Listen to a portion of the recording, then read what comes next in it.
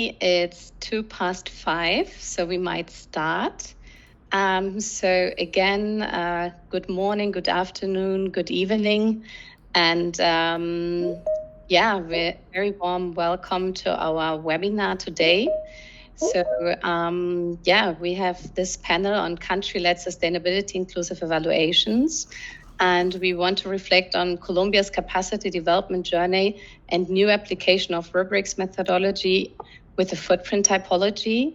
And we are recording the session of today. So later we will be able to share this as well. So first of all, thank you for Footprint Evaluation Initiative for initiating this great panel, this room of exchange of joint learning.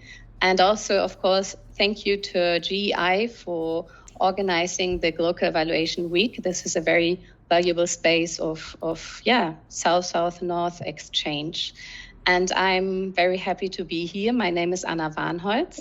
I am evaluator at the DEval, the German Institute of Development Evaluation, and I look forward to guiding you through the panel today. And yes, we have come together in the endeavor of bringing sustainability systematically into all types of evaluation. And to this end, we have a really exciting panel with esteemed experts and dear colleagues. I'm very happy to welcome Andy Rowe, Jane Davidson, Thomas Chianca, Jeff Vargas Gonzalez, Felipe Castro, and Viviana Borges. And yes, at DEval, we are very deeply convinced of the importance of considering sustainability systematically within country-led evaluations, because by that we can generate sustainable, inclusive evidence that then can be used within decision-making. And this is how we can shape innovative and sustainable solution towards the challenges we are facing as a humanity currently. And to promote the adoption of environmental sustainable approaches in the context of country-led evaluations, we have been jointly, together with Footprint Evaluation Initiative, with GEI, been facilitating the first ever sustainability inclusive country-led evaluation that has been implemented by the Colombian National Planning Department, DNP. And yes, so since early 2024, we have been jointly supporting DNP in evaluating its national government IT systems. And we have been using this process as a pilot to explore the practical application of the sustainability inclusive approach, also known as the footprint evaluation approach. And for us, for DEval, it has been a pleasure working alongside with DNP, with Footprint Evaluation Initiative, and has been a very insightful and exciting process. And as I mentioned, this is a pioneering exercise, and today we want to reflect on this journey together. So to this end, we want to incorporate the various perspectives of all stakeholders involved. So we have quite an exciting agenda for today. So first we will hear from DNP on their reflection, who were those for commissioning the evaluation. DNP is represented by Jeff Vargas today. Afterwards, we have scheduled an input from Ipsos, held by Felipe Castro. He's the leader of the evaluation team that conducted the evaluation. And then his input will be followed by Viviana Borges from Carbon Box, the environmental expert who had the pleasure of implementing the approach on the ground.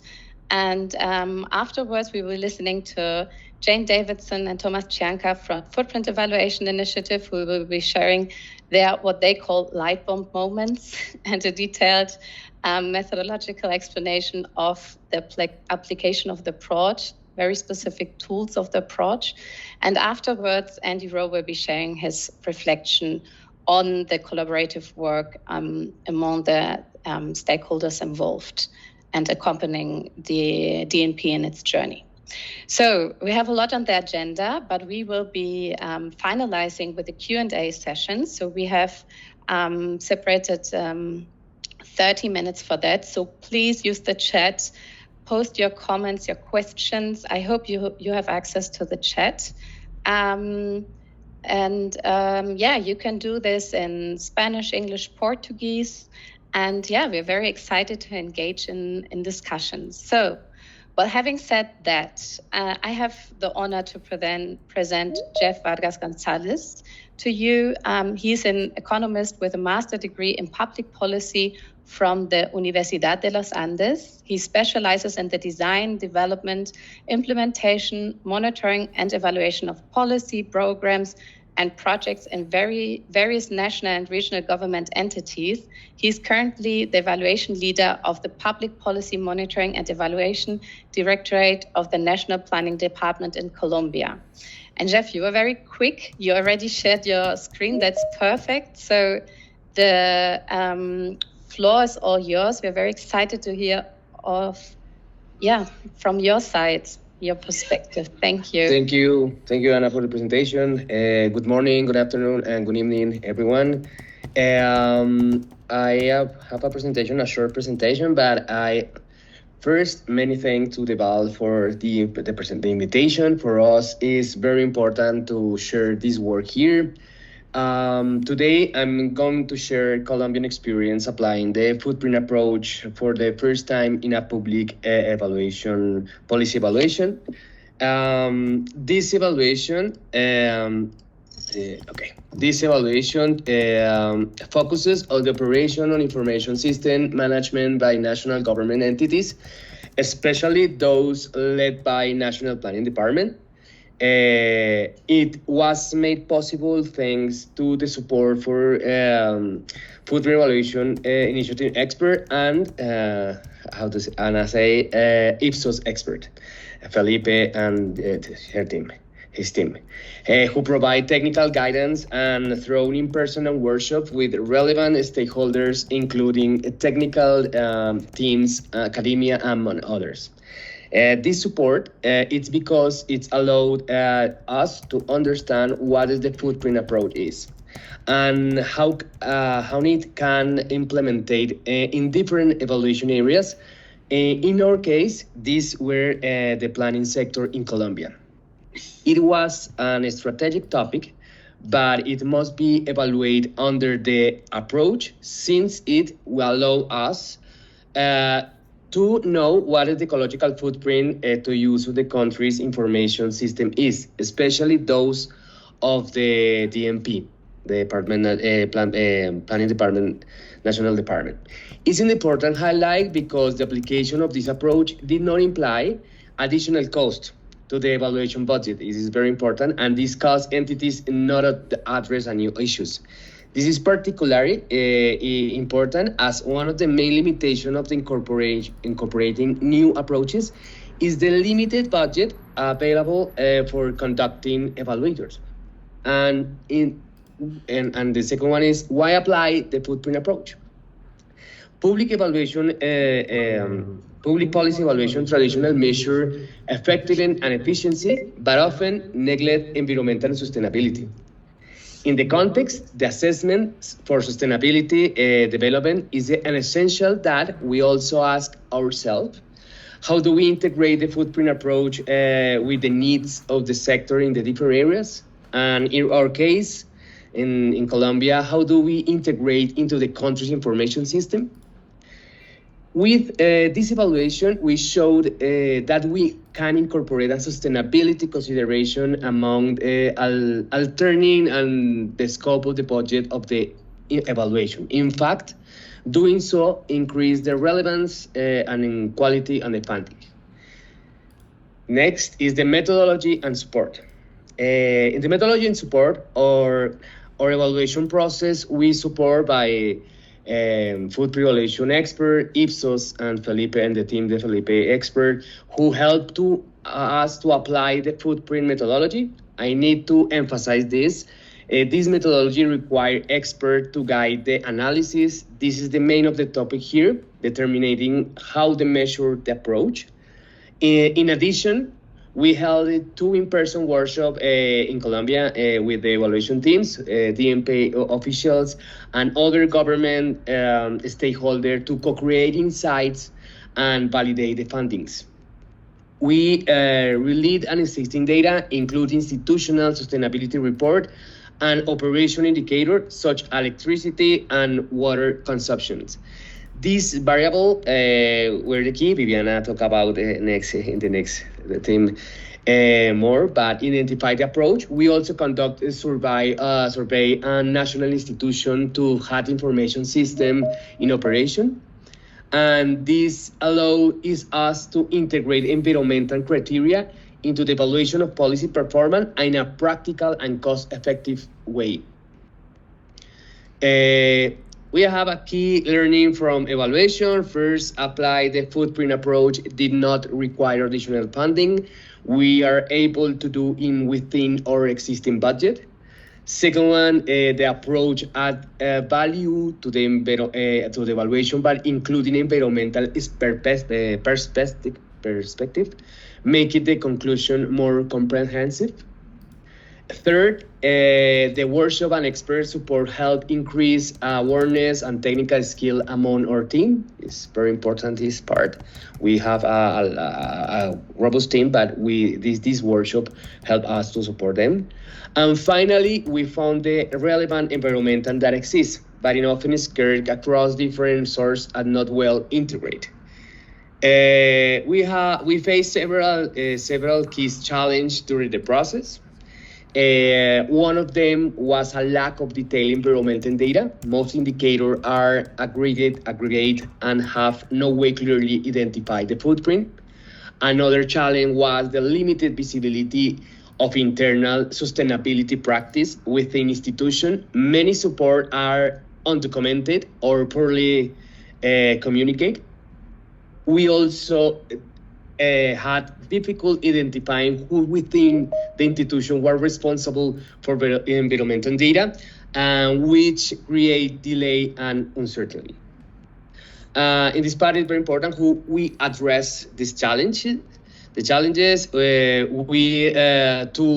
overcome on approximation and estimating cases where the data were lacking. One of the major challenges of the evaluation is accessing complete information. Without this information, it's very difficult to develop on-depth evaluation. Second one, we organized several workshops with our technical team to identify the better understanding obstacles we face. This workshop and meeting have with the Felipe's teams, the expert with the help in the implementation with evaluation. And in addition, we incorporate an external data source through interviews with information system management leader, which help validate and funding enhance their credibility. It's very important for this. If you don't have complete secondary evaluation, you should resort, if possible, primary evaluation. And what next for Colombia? Moving forward, Colombia aims to apply the footprint evaluation in other policy areas, including infrastructure, agriculture, energy.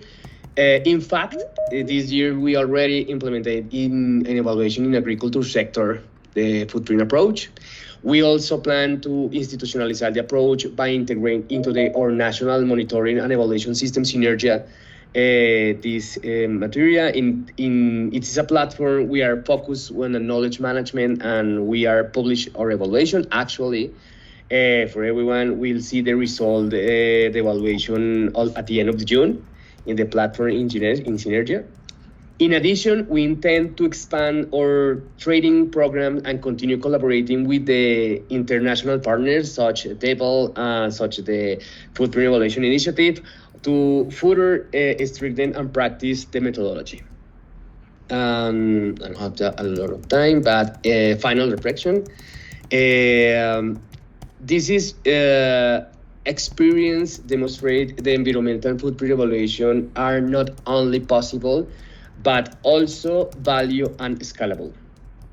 It's allow us to better align with the sustainability and development goals, particularly 13 on climate action and 16 in effective institution.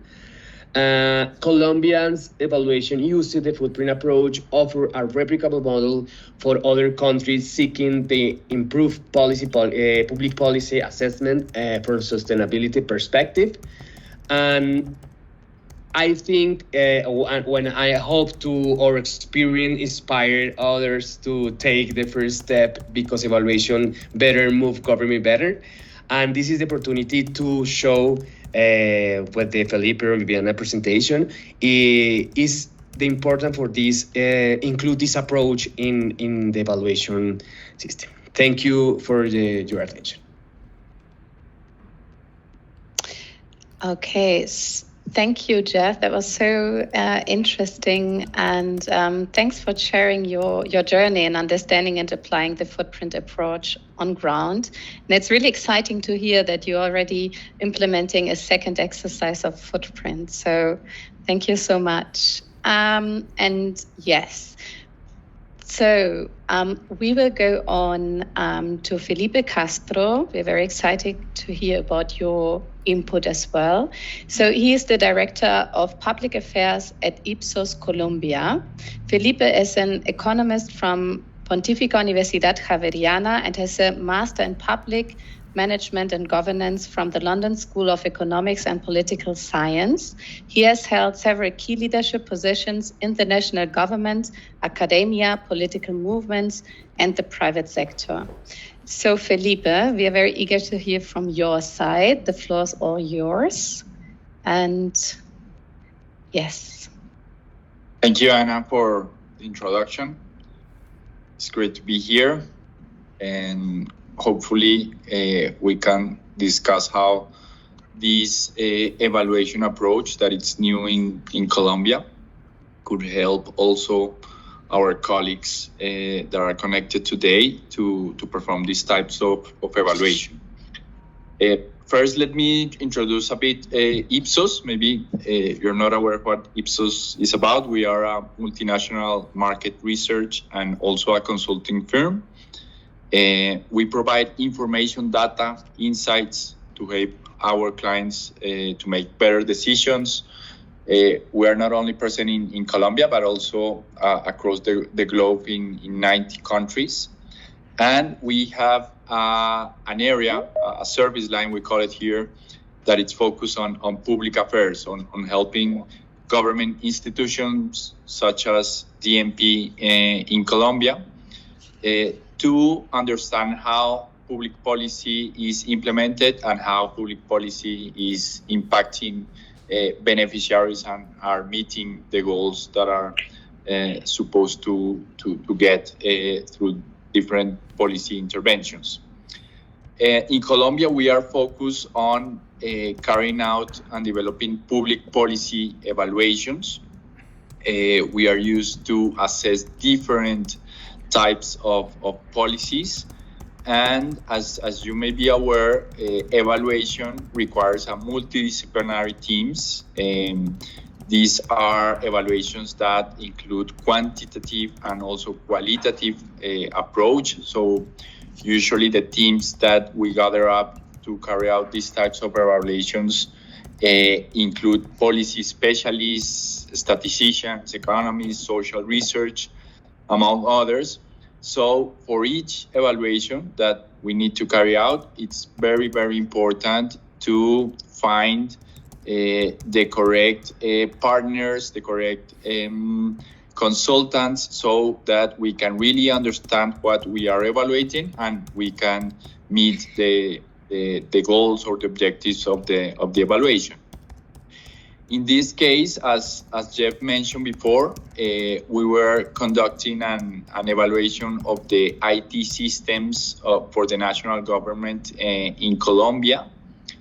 This evaluation was very, very ambitious because it not only included the footprint approach, but it also had like a technical part that was aimed on characterizing the current ecosystems of the IT systems in the national level. And also we prioritized systems within the DMP to have a more in-depth understanding on how they were working. So this is very, very, very. It was a very ambitious evaluation because we need to set up a team that was able to understand how the IT systems work. We also needed a team that understand how to carry out an evaluation. How can we establish the correct evaluation questions, the data that we needed to answer those questions, and also, and this was our first experience carrying out these types of evaluation, this footprint evaluation, we needed to include this sustainability inclusive evaluation process, and we needed also to understand how to include the footprint evaluation within this whole framework. So it was really, really challenging. In Colombia, these evaluations are assigned on a competitive process, a bidding process. So when the DMP published the terms of reference of this evaluation, we started looking for different partners. We partner with two great organizations. The first one is DEval. This is a system company that is focused on consulting services on IT, on strategy, on enterprise architecture and digital transformation. So they are the one that were expert on understanding how the IT systems work, because this is a complete different world. So we were not aware on the complexities on how the IT systems integrate and work together. So we needed a partner that was a specialist in this area. So DEval joined the project. And after that, since we were the experts on evaluations and on data collections, we also needed somebody that was specialized on measuring the footprint and understanding the impact in terms of sustainability of the IT system. So that's where we met Viviana and the Carbon Box company, the platform. And Viviana is going to tell about how they perform this work after my intervention. But it was very important for us to get the right partners to carry out this project. We needed capacity to understand how to measure the footprint. We needed also the capacity to collect the data. This evaluation required a lot of data to really measure and determine the impact of the IT systems.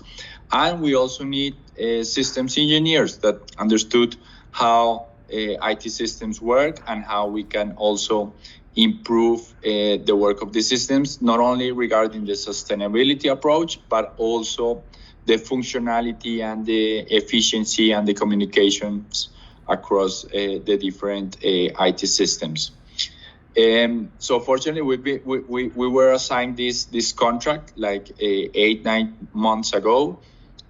We started working together with DMP to frame the evaluation. It is very important when you carry out an evaluation to understand the intervention. We call it the value chain, in which we need to schematize what the policy or the intervention aims to do. What are the beneficiaries of that intervention? What are the changes that you want to produce on those beneficiaries, and to measure how the intervention is being done. So when we work on this value chain of the IT systems, it was very, very important that the sustainability component was not only something that was separate from the evaluation, but that was really, really integrated in the value chain. And this is a complete new mindset, because when we work with different engineers, they are not thinking about the impact on water consumption, on energy consumption. They are just thinking on how the system is giving support to the functions that is supposed to give support, and the confiability, and also how it can be really integrated into the DMP and to the different institutions. So this sustainability component, we needed to connect it with the value chain and to see how the IT systems work. So it was really challenging, not only for the evaluation team, but also for DMP and also for the engineers and the people that were in charge of how the IT systems work.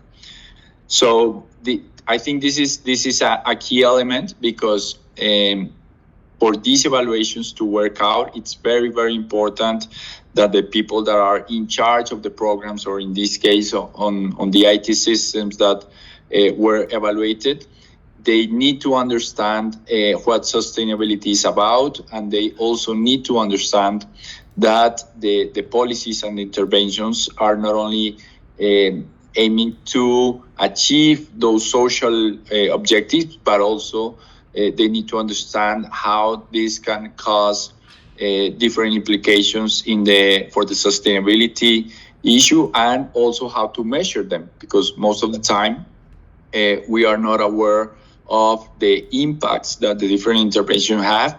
So it's very, very important for this to be included, not only as a separate measure, but also as part of the implementation of the program.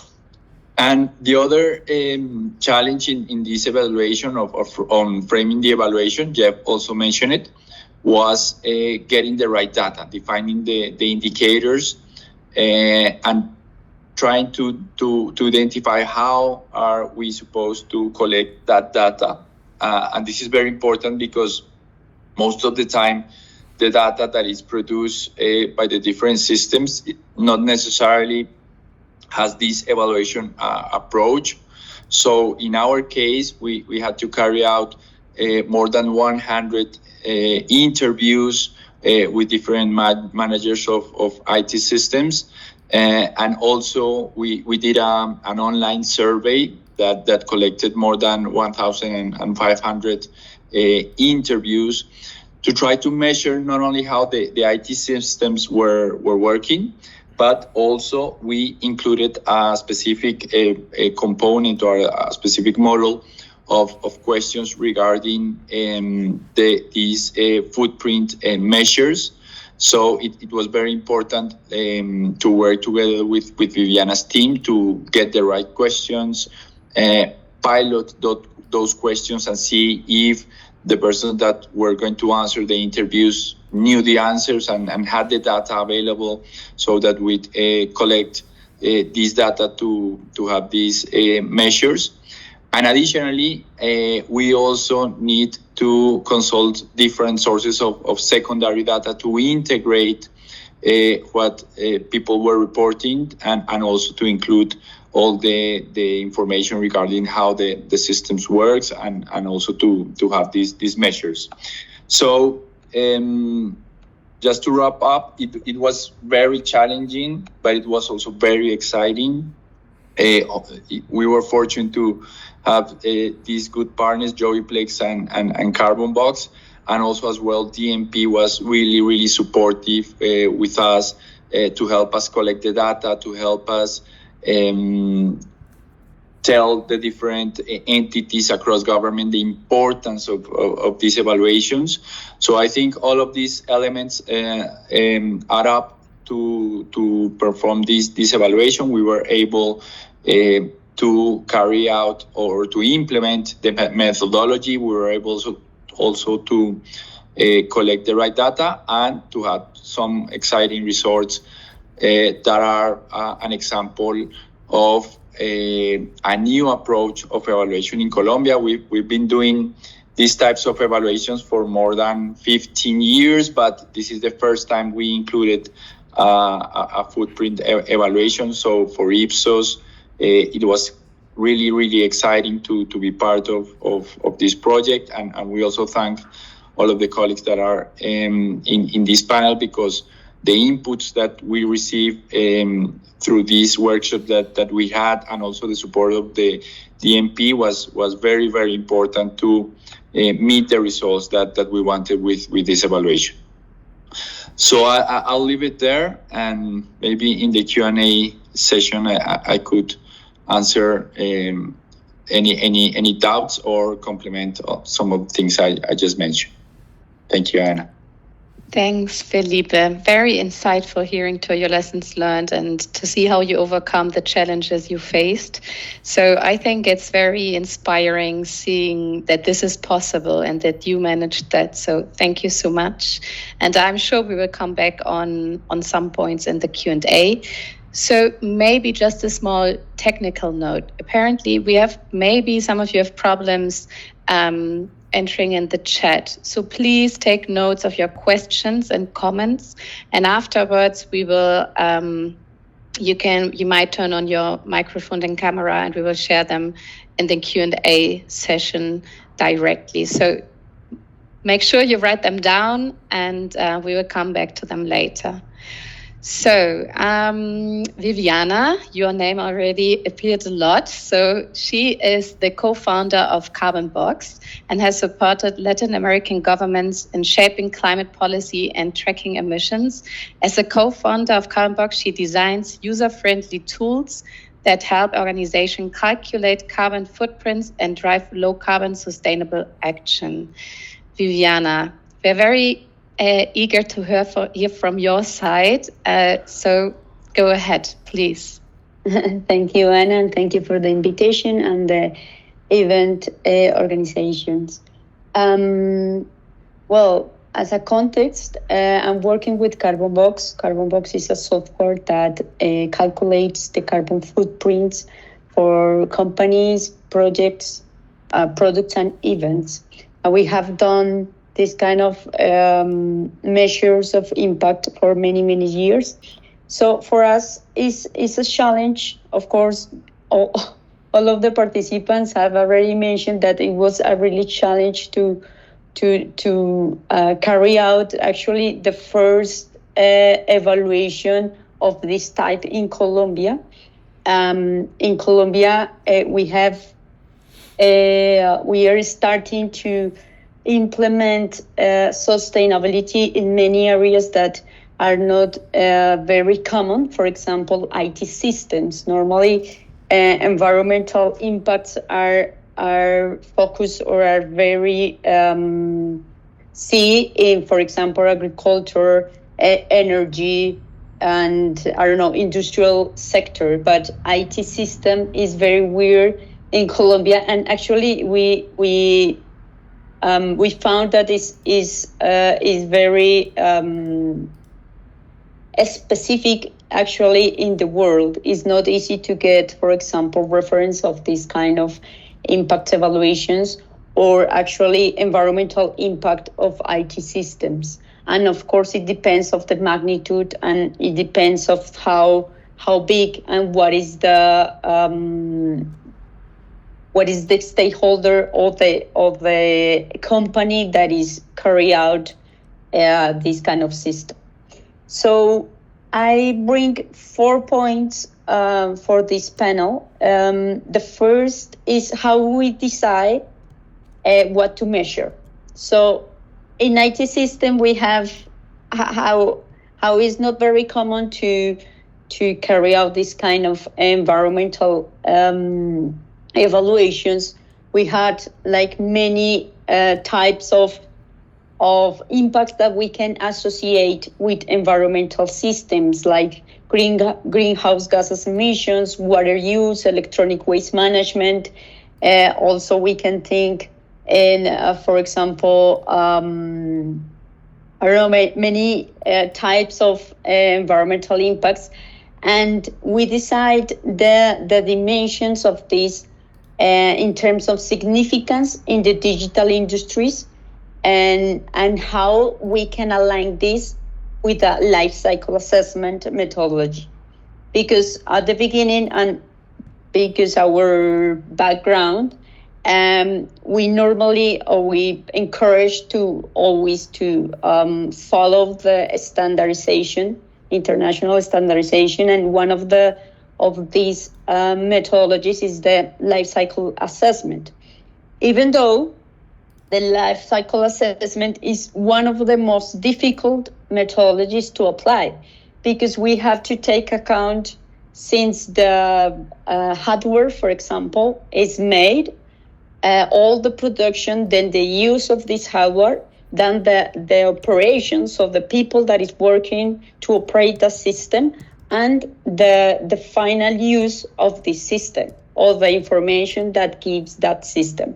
So looking over from the perspective of life cycle assessment, it make it more difficult to do it.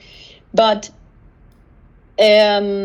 even though that we knew that it was the right way to do it. Then the second insight that I have to bring here is how we can get the data. So we already know what we wanted to get and how we're gonna do it in a life cycle assessment, but how we gonna get the data.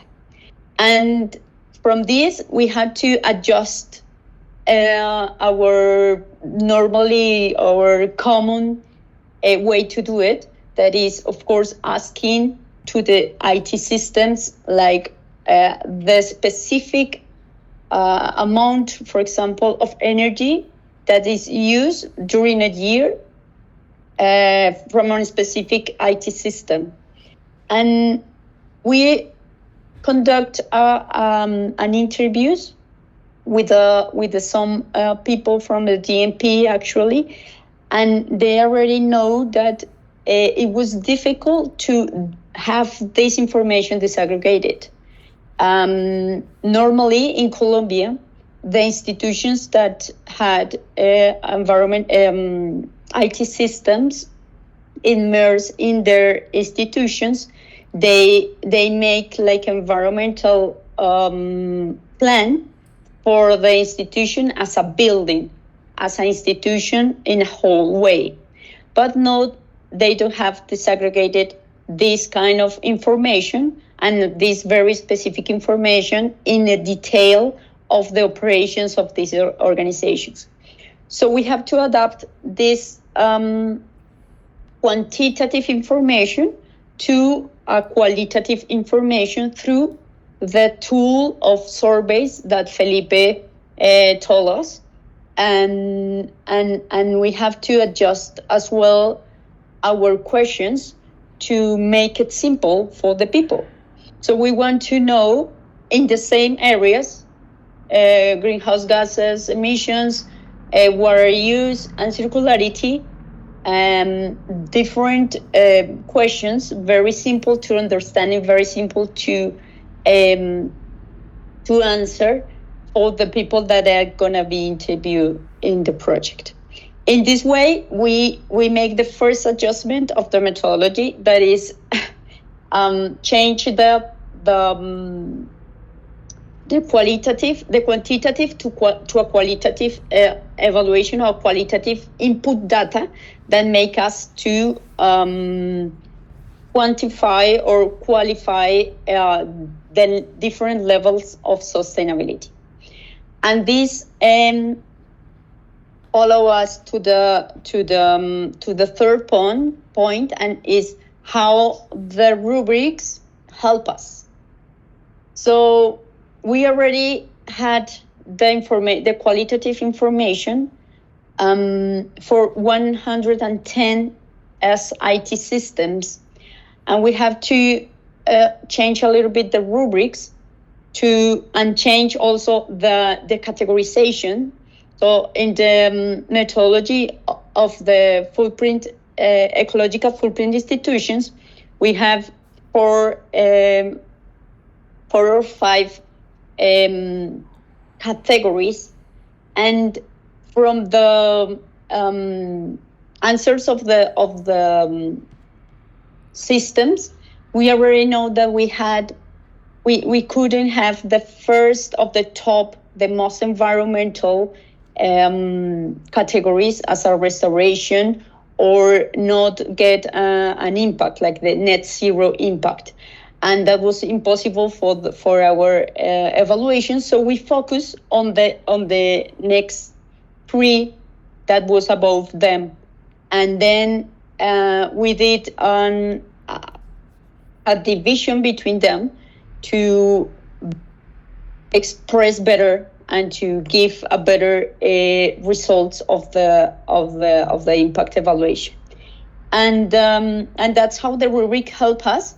Actually, is one for us was essential to have this methodology and to also have the opportunity to change a little bit this typology to reflect better the environmental impact. And this gives us the next point, and it's how we combine or how we can be advise the evaluation teams that are looking for integrate environmental perspective in their projects. So for us, first of all, is to be open to change the initial plan. So our initial plan was to have a very rigorous and very exact, accurate measure, but at the end,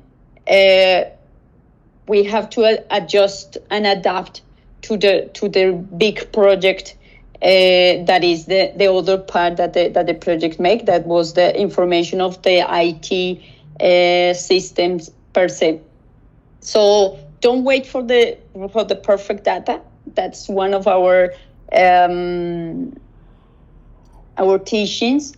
Because we can use transparent assumptions, and we can build robust evidence to base that narrative, and to better in the next evaluation we can make it more accurate, or we can change, or we can have more information to have a better or more accurate results. But at least now, for example, Colombia has the first results of this impact evaluation with qualitative information. Yes, there is not something that we technical people that working in environmental measurement will like, but is something that gave us the first clues of what we have to do. So now, for example, the DMP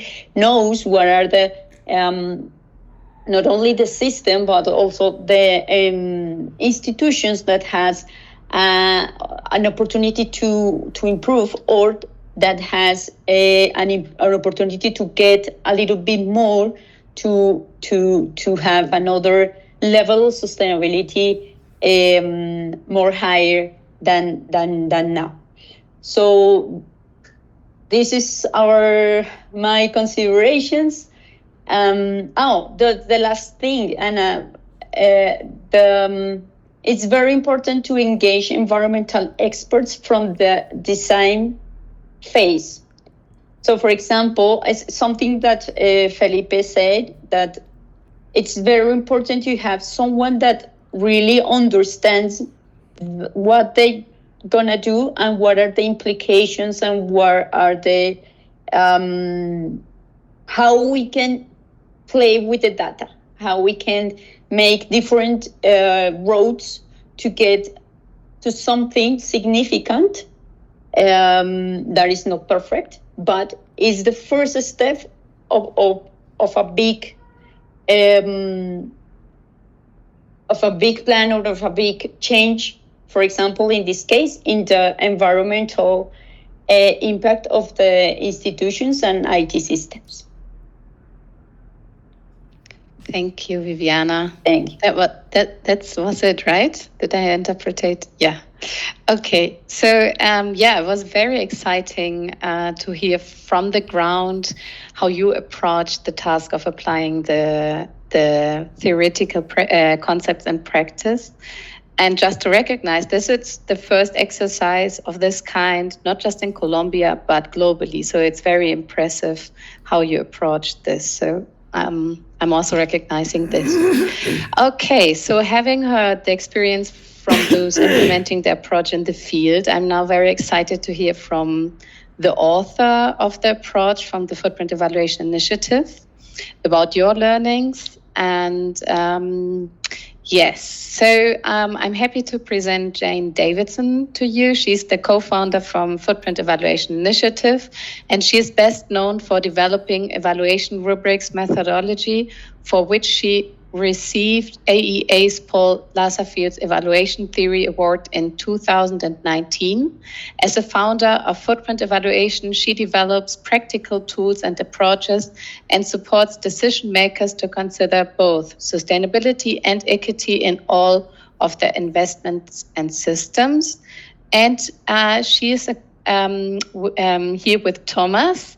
He has Thomas Cianca. He has been working for over 25 years in M&E and focuses mostly on enhancing the impact and learning capacities of philanthropic, government, international development, NGO, and corporate clients. And he is collaborating with Footprint Evaluation Initiative in its crusade to include environmental sustainability in all evaluations. So I hand over to you. Thank you, Anna. I just want to check my microphone's working okay. It's okay, good. All right, so thank you so much to those who have already spoken. It's just been great to just set the context and hear how it was from your experience. So just kicking off from the Footprint Evaluation team, we'd just like to start by acknowledging that we all live, work, and learn on the traditional and ancestral land of Indigenous peoples, wherever we are. We recognise the sovereignty of Indigenous people who have lived in kinship with and served as stewards of this land, water, and air for thousands of years.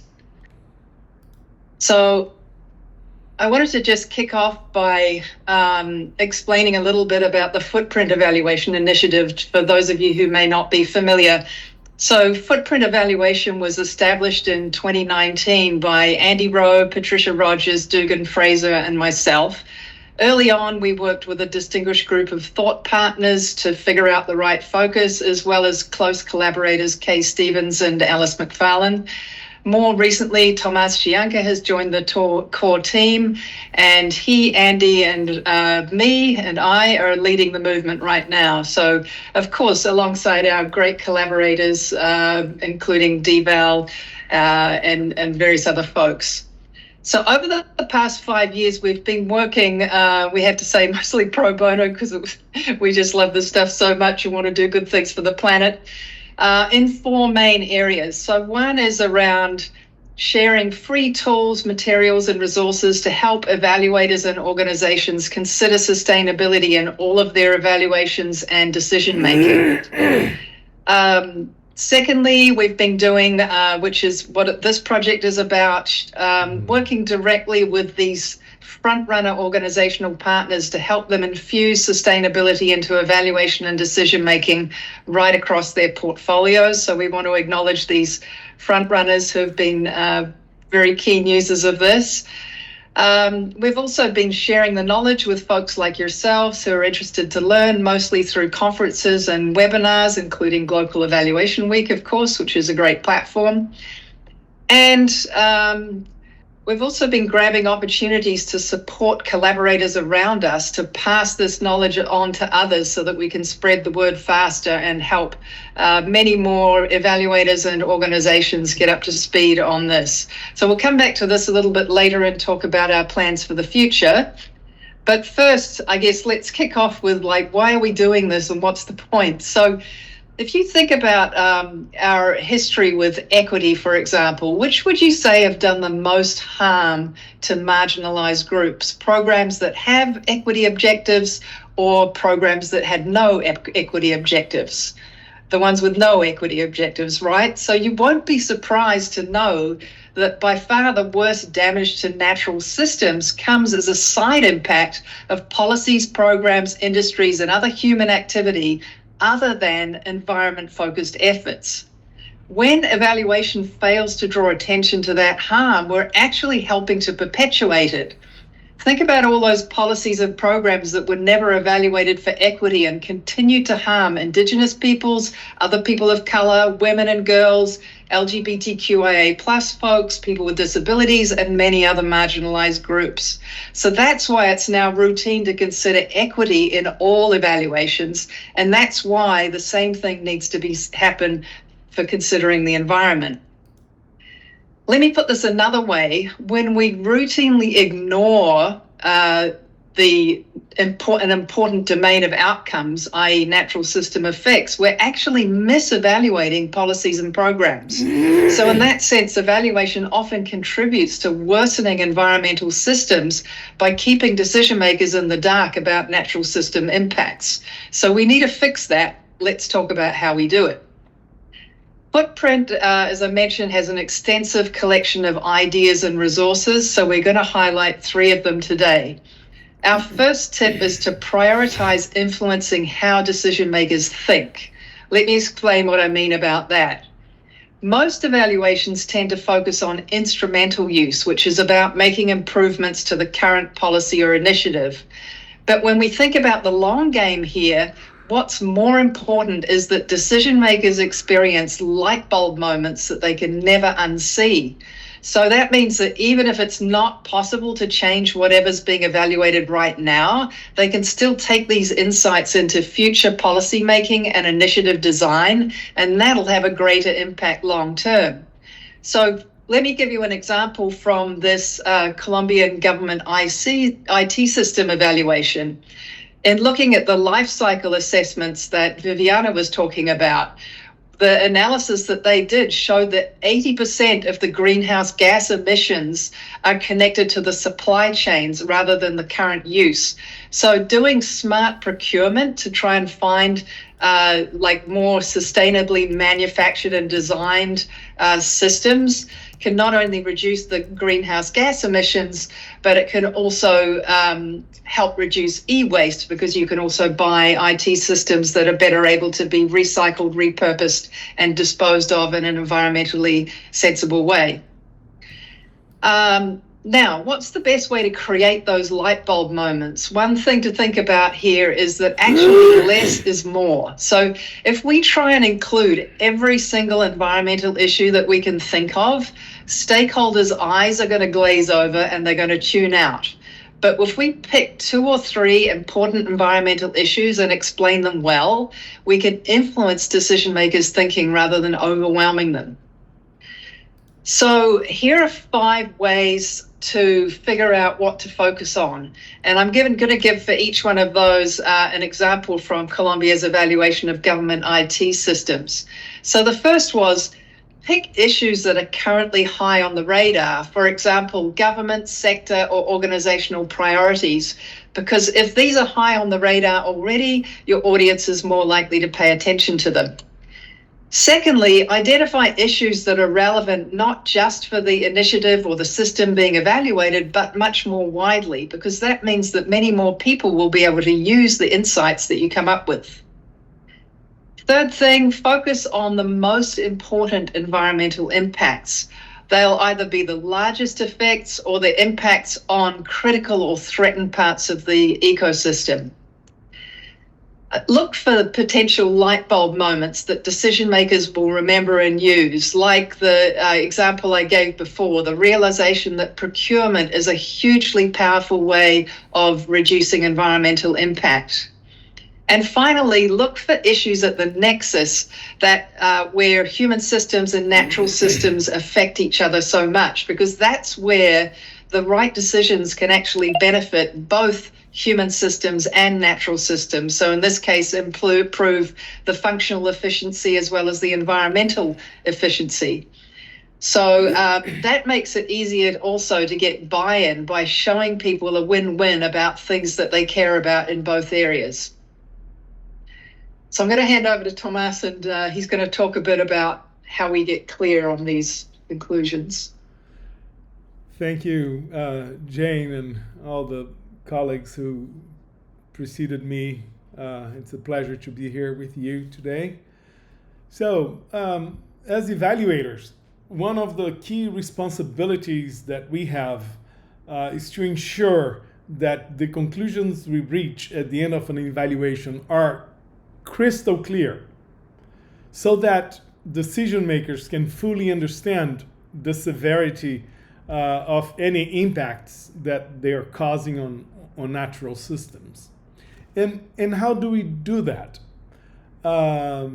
So we are using at the moment what we call the footprint evaluation typology. This typology was originally developed by Andy Rowe, who is coming right after me, and other colleagues, for an evaluation of smallholder adaptation to climate for the International Fund for Agricultural Development, or IFAD. The typology has 4 categories to classify the projects. The first one and top one is it's when the project is helping to restore the natural environment. So that's the green zone on this double edge arrow that you're seeing here to the right. And usually very few projects actually are doing that, unfortunately. So the second level is the neutral level that we call it, meaning that it's causing no harm, but it's neither restoring offsets of any harm. So that's the grayish zone there. So it's no number of projects, initiatives may be doing that. The third one, it's when the initiative or project or whatever you're looking at are taking some actions to reduce the harm they're doing, but are still damaging.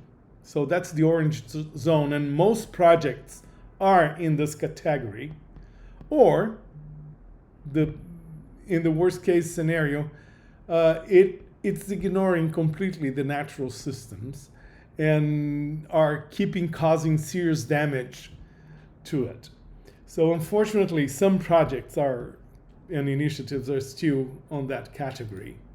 So let's take a look at how the typology was applied to the evaluation of the IT systems managed by the Colombian government, the evaluation that was just described by Felipe and Viviana. So the evaluation was primarily focused on efficiency and effectiveness, and the sustainability element was an add-on to that evaluation. So when the evaluation team surveyed 110 governmental entities, they included 10 multiple choice questions specifically on sustainability. So the 10 sustainability relevant questions covered 4 key areas: energy or greenhouse gases emissions, water consumption, circularity or electronic waste, and the general systems. It's a more generic criterion that included, for example, having an environmental management plan in place for the entity. So to help the evaluation team interpret the survey results, we created rubrics that match the survey answers with ratings. So for example, the water efficiency rubric shows whether an agency's IT systems were either benefiting the environment, being neutral, doing no harm, or benefiting, doing something about sustainability, although they are still somewhat harmful to the environment, or are completely ignoring the sustainability. So we don't expect you to read all this, but this is the overall rubric that was created, and I'm gonna explain just a little bit more in the next slide. So to crunch the numbers, so we are using the survey results to assess the evaluation. So we have created what we call an algorithm for combining the answers to the 3 questions that were concerned about specifically water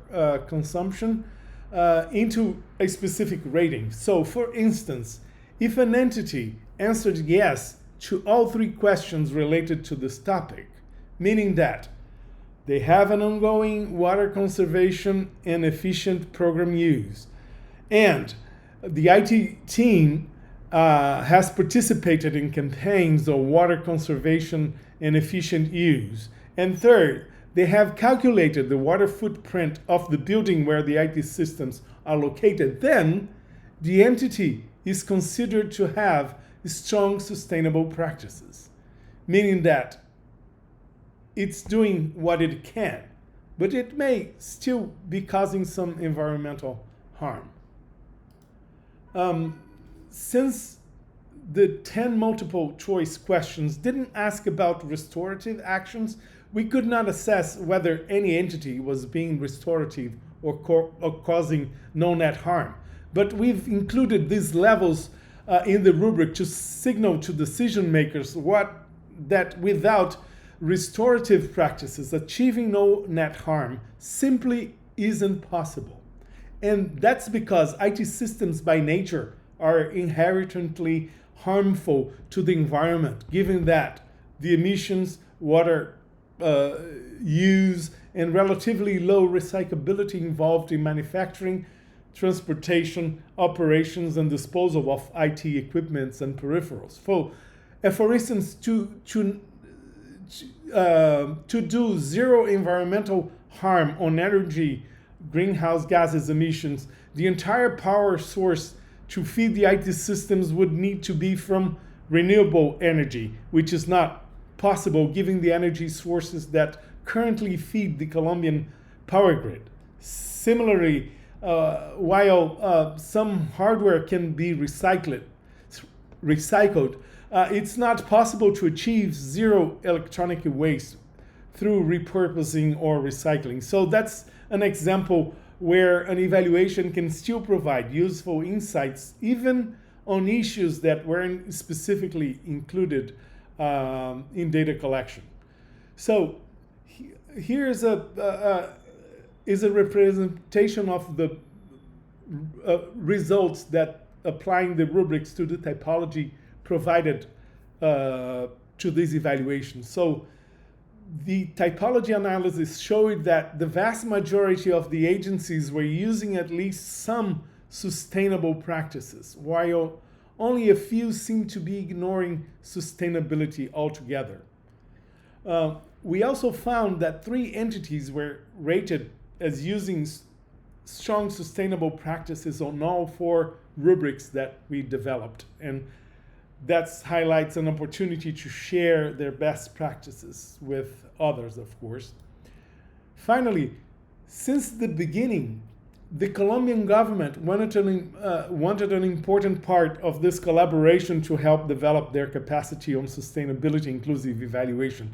So with support from DEval, Anna here representing it, we run a series of workshops for different ministries, monitoring, evaluation, and research staff, and local evaluators, environmental organizations, and academics who work with the Colombian government. With a strengthened understanding of footprint evaluation principles and approaches, the government is better equipped to start infusing sustainability in all evaluations they sponsor. So I'm going to turn now, back to Anna briefly to introduce Andy, but Andy is going to come right after Anna reads his little bio. Thank you. Thank you, Thomas. Very insightful. I think your illustration really brings life into this technical concept. Thank you for that. And yes, I have the honor to present Andy to you. Andy Rowe is fellow and former president of the Canadian Evaluation Society. Now focusing on environmental sustainability, he initiated CES efforts to mainstream sustainability in evaluation in Canada, and is a founder of Footprint Evaluation Initiative and former member of a reference group of the Adoption Fund. Andy, we're very eager to hear from your side, and the floor is all yours. Thank you, Anna. And thanks to DEval for the support. You know, I've been doing evaluation for a long time, and sometimes in evaluation, you get to participate in an innovative and successful endeavor. And this was one. Has been a high point of all the time I spent in evaluation. And what makes it a really high point is that what has been shown, what has been presented to you, is that we can do this. It's confirmation of the proof of the concept that we can infuse sustainability in evaluation without blowing the timeline or breaking the budget, as others have presented. And importantly, too, it shows that country-led evaluation can do this, and that this has two important observations. One is that country-led evaluation can be extremely high quality, extremely relevant, and very useful. And that the capacities to undertake inclusion of sustainability are not that hard to achieve, that it's quite possible to form evaluation teams and competencies in ministries that can do this. All of this resided in Colombia, it was done by Colombians, and we only provided very limited support for it, although we have a general framework that is available.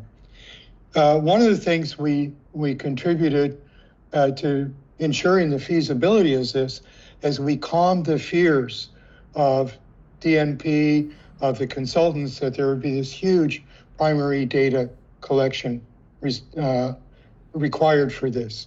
Most of the information existed, most of the methodologies exist. It's a matter of bringing it together, as Viviana has described. And then one of the things we did very concretely was what Thomas has described, is bridging the information that was available and could be collected to drawing clear evaluative conclusions as represented in that typology. Another takeaway that is really important and of general applicability is that co-generation is really important. We did capacity building. The capacity building was applied and used by the consultants and by DNP, working together with some contributions from us. But the co-generation amongst the whole community that was involved in this evaluation was a very valuable way to go forward and to bring life to this, and to really build the enthusiasm and confidence that sustainability inclusive evaluation is possible. Can we go to the next slide, please? Jane talked about light bulb moments, and here's our key notes on that. But we have to catch up to where we are. We no longer have to convince people that environment and sustainability should be part of evaluation. The climate crisis, the environmental crisis, the equity crisis are asserting themselves very firmly and clearly, so that we now can have these discussions about how to do it much more easily than we even 5 years ago. And Jane spoke to how bringing equity into evaluation was a struggle that took quite a while, but it is now there. The struggle to bring sustainability into evaluation will be much less challenging because environment and climate are firmly asserting themselves. The struggles for decent life and justice are undercut by environmental inequity. And the struggles for environment are impaired by poverty and inequity. That is the reality of polycrisis. We cannot achieve equity without environmental sustainability. We cannot achieve environmental sustainability without equity. Evaluations and interventions that operate with a mindset of either or. We can have environment, or we can have economy, or we can have equity. That's the evaluation, business as usual evaluation. We need to change that to substitute and, the word and, for the word or, so that we pursue in evaluation and in interventions, we are after equity and environment and economy.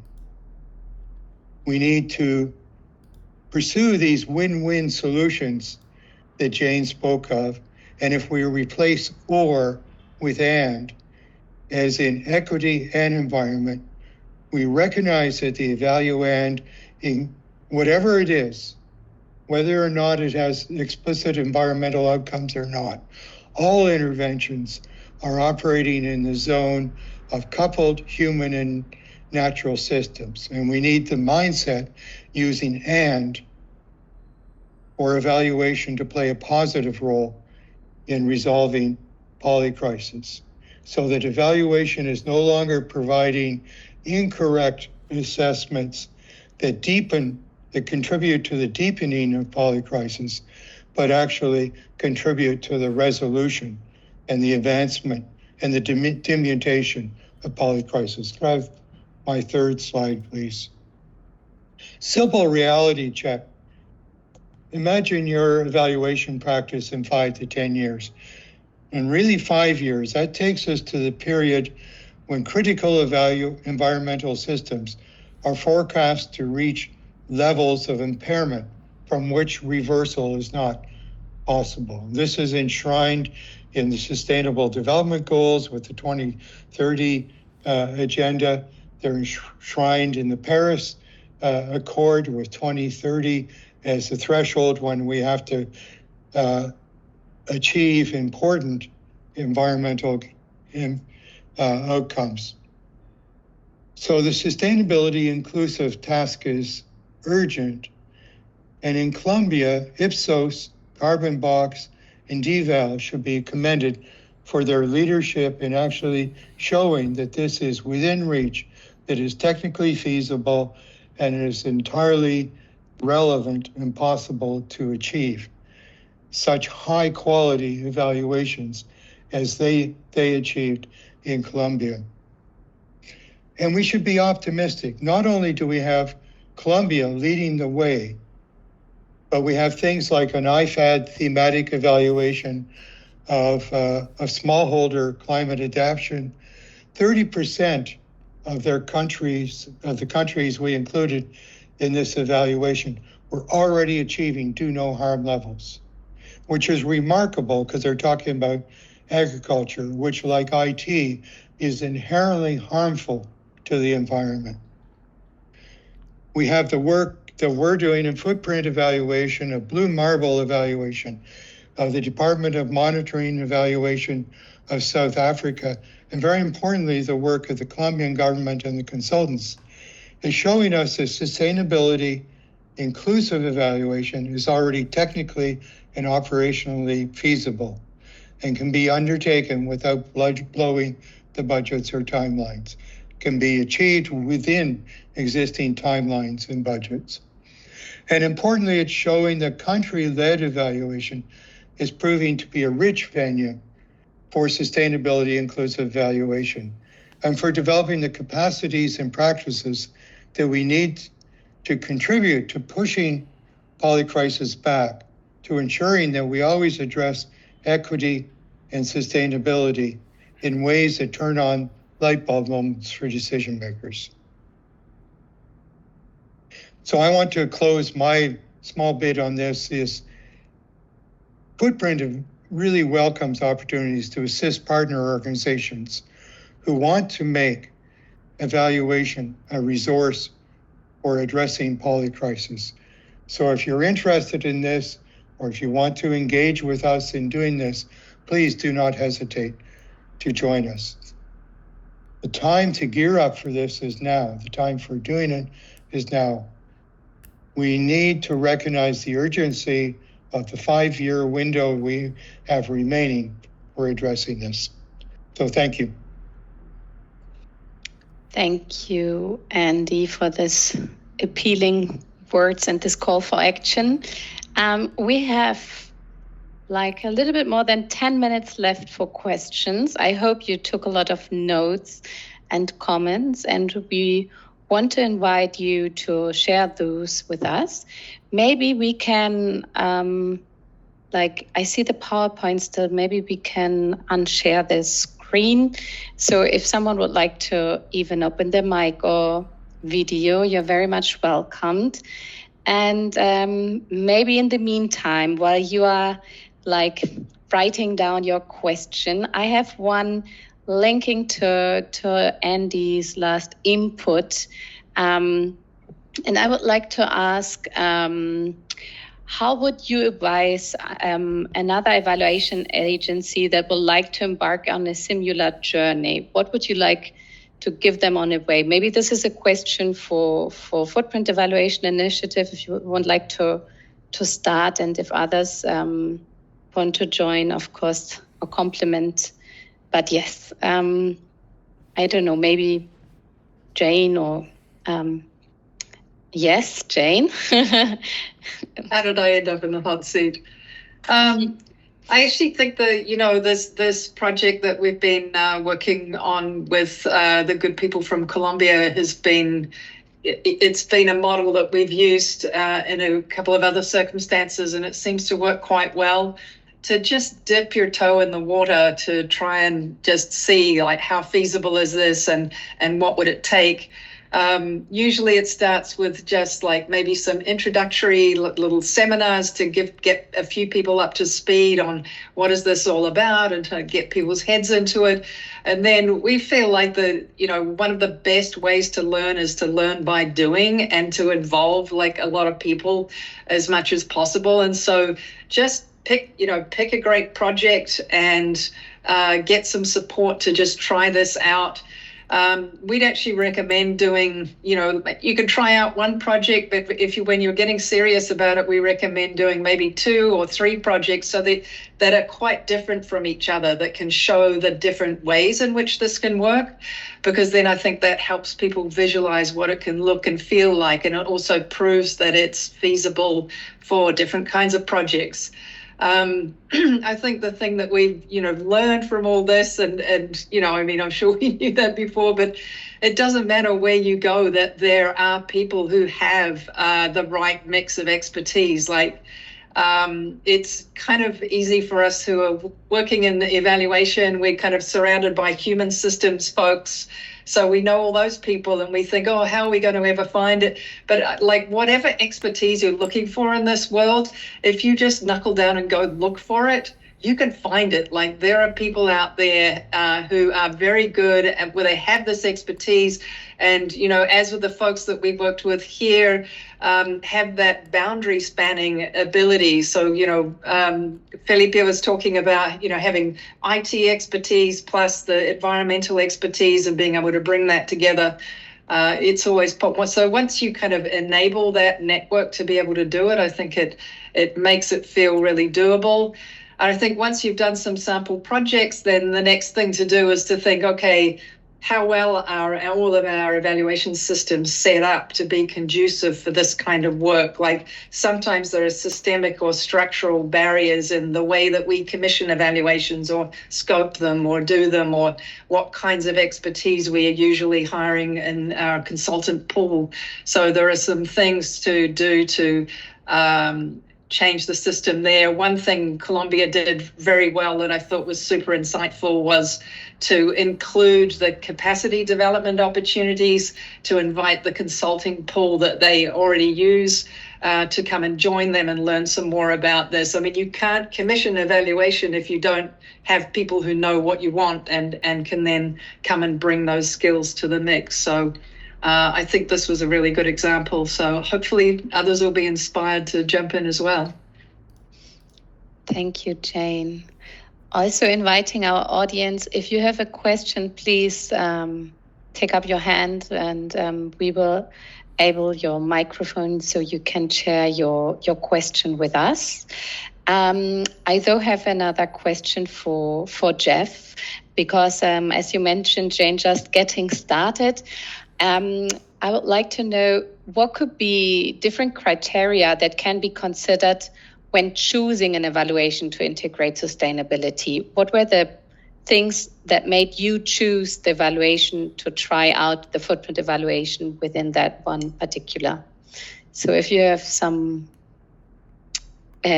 tips and tricks, like we say it in German, please. Okay, thank you, Anna, for the question. We think we need to the main value for at the environmental criteria is to choose a correct data. See, is we for us applying the footprint approach for the first time was a significant challenge. However, we see not only as a learning experience, but also is a value opportunity to others to include, for example, this approach. And on experience demonstrate the even with the limited resource, it's possible to integrate sustainability if you have a correct data.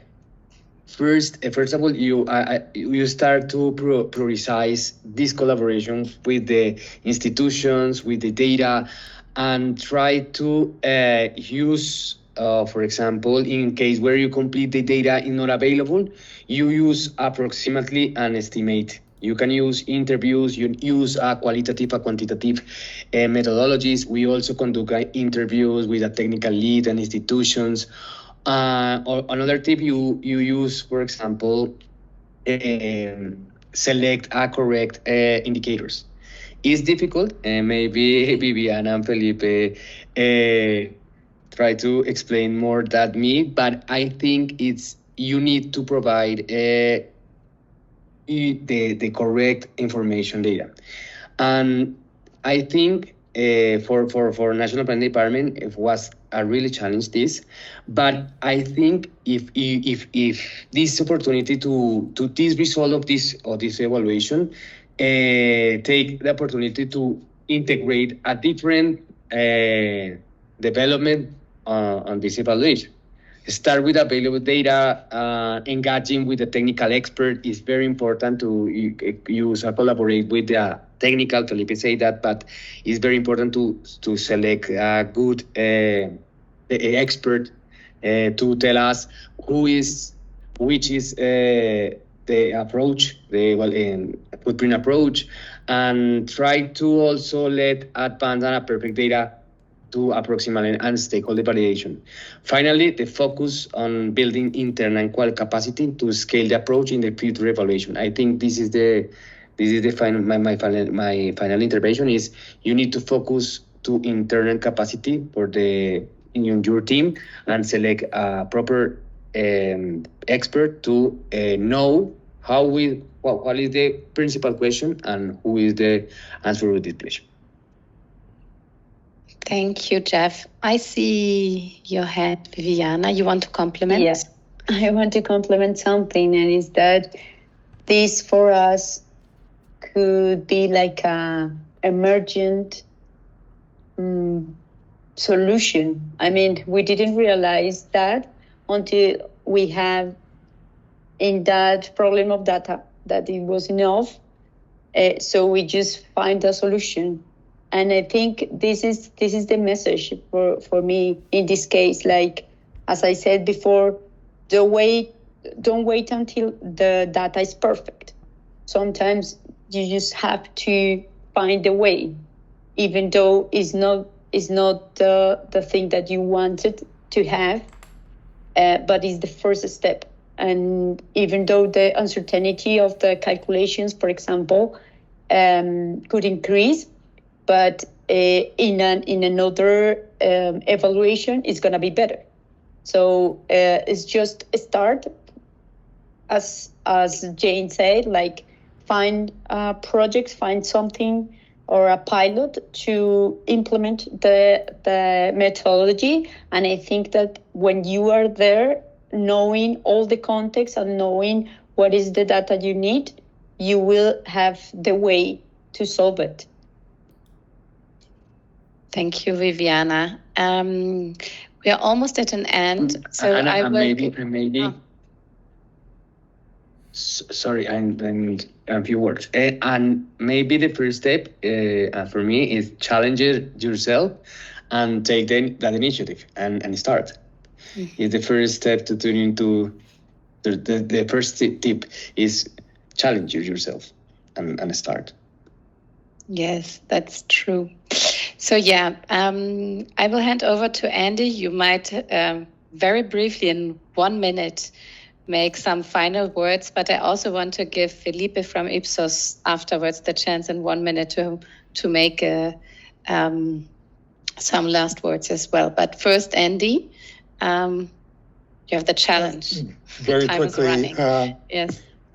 I think DMP, Ipsos, and Carbon Box, there's a lot to learn from their characteristics and the way they approach this that can be generalized and go into our knowledge on how to do this. And we're often concerned with scaling, but here we're concerned with replication. And I think that the efforts of DEval, DMP, Ipsos, and Carbon Box can be replicated, and I think they were exemplary.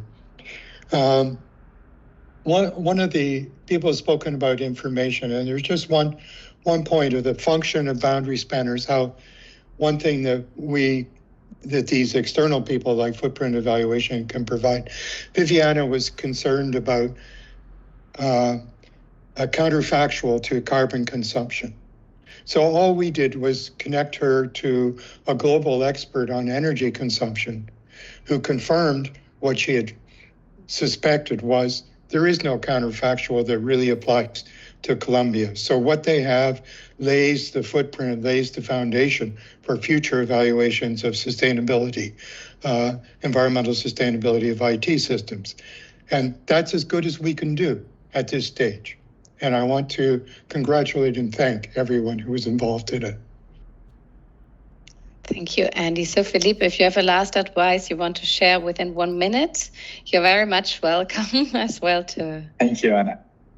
No, I just want to thank you guys for being part of this project. As I mentioned, it was very exciting to have the chance of implementing this type of methodology in Colombia for the first time, and hopefully this will be enlightening as well for all the attendance to this workshop. As you could see, a lot of things needed to happen to carry out this evaluation, and with all of these organizations and all these expertise and also the funding support that we had from DMP was very important. So hopefully there will be a useful example for all the people that are interested in this topic to carry out these types of evaluation. And thank you again, guys, for inviting Ipsos, Carbon Box, and Jobiplex to be part of this initiative. No, thank you for participating. And with that, we want to come to an end. We have 1 minute left. It was very great listening to your reflections and insights. And what we see here, I think, in the representation of panelists is that we applied a unique multi-stakeholder approach. And having this approach and also building on long-standing and trustful relationships, I think were very key for the success of this exercise.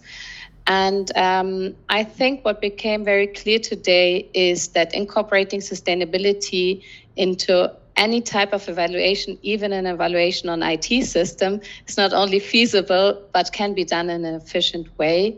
And yes, this journey has been marked by collaboration, complementarity, high commitment and dedication to try out new innovative approaches and to contribute to shaping sustainable solutions to pressing current public crisis. And yes, by showing that this can be done, we want to motivate others that want to embark on a similar journey. And as Andy said, we are always eager to connect with others and the endeavor of incorporating sustainability into the evaluation. So yeah, this is an invitation to create spaces for dialogue, for learning, for support, to incorporate sustainability systematically into all types of evaluations. So thank you. But I see also, Jeff, you want to share? Oh, yeah, my final intervention, sorry. As a final note, we encourage you to visit Synergia and visit the final result for this evaluation. I think is a biggest tip. Consult the Synergia, Felipe and I final this process, and you consult the result for learn this how do you apply this approach in Colombia for the first time. Thank you, Jeff. Very, very key. So please visit the internet site and Footprint has also a lot of resources online that are free, accessible. So yes, go and check them out. Thank you. And Felipe, you want to share a resource or no? No, sorry. Okay. So thank you and have a lovely evening, day, Bye. wherever you are. Morning. Great. Morning. Thanks so much. Thank Thank you, you Anna, so much for your joining great us. facilitation. No. And take Thank you, care. Anna. Thank you, Thomas. Yeah, much appreciated. Great seeing you Thank you, all. Janina. Thank you, everybody. Very nice for seeing coming. you. Thank you. Great. Been a Quick. pleasure. Bye now.